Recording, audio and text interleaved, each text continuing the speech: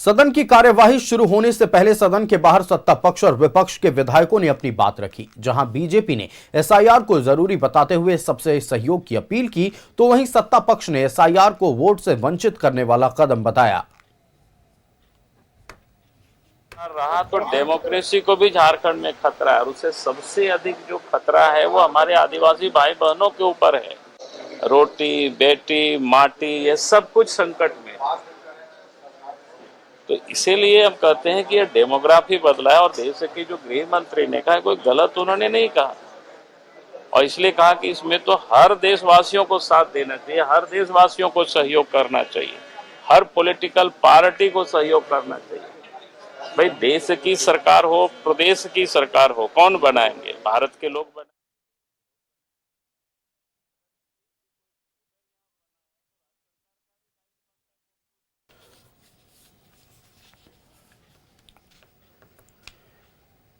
संवाददाता विपिन हमारे साथ झारखंड विधानसभा के परिसर से लाइव जुड़ रहे हैं। सीधे विपिन का रुख करते हैं। विपिन, जहां देखिए आज विधानसभा के शीतकालीन सत्र के आखिरी दिन कई मुद्दों की गूंज सुनाई दी। विपक्ष की ओर से छात्रवृत्ति का मुद्दा उठाया गया, धान खरीद का मुद्दा उठाया गया। वहीं दूसरी तरफ आज वित्त मंत्री राधाकृष्ण किशोर ने सदन के पटल पर एजी के रिपोर्ट को पेश किया।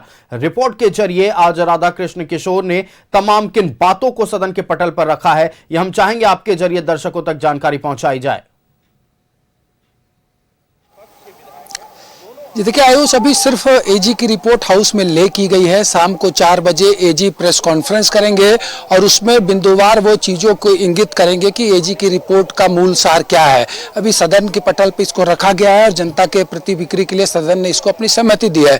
शीतकालीन सत्र का आज आखिरी दिन है और अंतिम दिन प्रश्नकाल में कई महत्वपूर्ण सवाल आज आए, चाहे बालू खरीद की विषय पर विपक्ष के द्वारा सरकार को घेरने की कोशिश हो या फिर ध्यान आकर्षण के माध्यम से जिस तरीके से बातें आई कि राज्य सरकार का जो बकाया 1,36,000 करोड़ है, इसको लेकर बाबूलाल मरांडी ने सरकार को ये सुझाव दिया कि आप एक टीम बनाकर केंद्र सरकार के पास जाएं, इस पर समुचित अपना प्रतिवेदन रखें, जिससे कि केंद्र के द्वारा ये जो बकाया राशि की बात बार बार उठती है उसके भुगतान में प्रयास किया जा सके। इस पर वित्त मंत्री ने बताया कि उन्होंने खुद के देश के वित्त मंत्री निर्मला सीतारमण से मुलाकात कर एक ब्रेकअप दिया था कि किस किस मद पर कितनी कितनी राशि का बकाया है, लेकिन केंद्र की तरफ से इस पर कोई भी सहयोगात्मक रवैया नहीं नजर आ रहा है। ग्रामीण विकास मंत्री ने भी बताया कि वो भी अपने विभाग की कई राशियों को लेकर जब दिल्ली जाती है तो प्रॉपर रिस्पांस वहां नहीं दिया जाता। इसलिए लीडर अपोजिशन को चाहिए कि वो राज्य के नेता विपक्ष होने के नाते, क्योंकि केंद्र में उनकी सरकार है,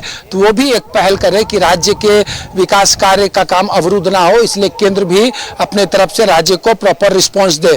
जिस तरीके से सदन अब तक चला है, अगर एक दिन के प्रश्नकाल को छोड़ दे तो लगभग हर दिन ये 5वां कार्य दिवस है। प्रश्नकाल में कई महत्वपूर्ण जनहित के सवाल आए हैं। सदन की शुरुआत जब आज हुई तो लीडर अपोजिशन ने कांग्रेस विधायक दल की बैठक में हुए विषयों पर स्पीकर पर से मांग की कि वो इस पर संज्ञान ले, जो सीडी सामने आई है उसकी जांच हो।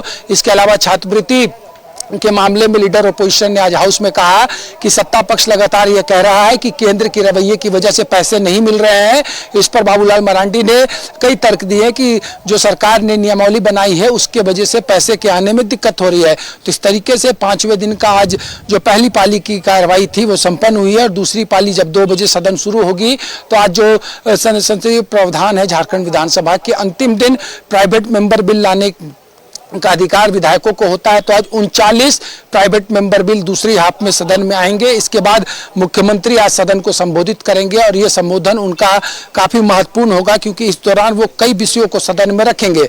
इसके बाद स्पीकर के समापन भाषण के साथ ही शीतकालीन सत्र को अनिश्चितकाल के लिए स्थगित कर दिया जाएगा। आयुष, अब बिल्कुल विपिन, आपका हमारे साथ जुड़ने के लिए और तमाम महत्वपूर्ण जानकारियां शीतकालीन सत्र के आखिरी दिन को लेकर साझा करने के लिए बहुत धन्यवाद। संवाददाता विपिन हमारे साथ बने हुए थे। शीतकालीन सत्र के आखिरी दिन किन किन विषयों पर बातचीत सदन के पटल पर हुई है और साफ तौर पर किन मुद्दों को उठाया गया है, सत्ता पक्ष विपक्ष की ओर से किन किन बातों को रखा गया है, इसके विस्तृत जानकारी संवाददाता विपिन आप तक पहुंचा रहे थे।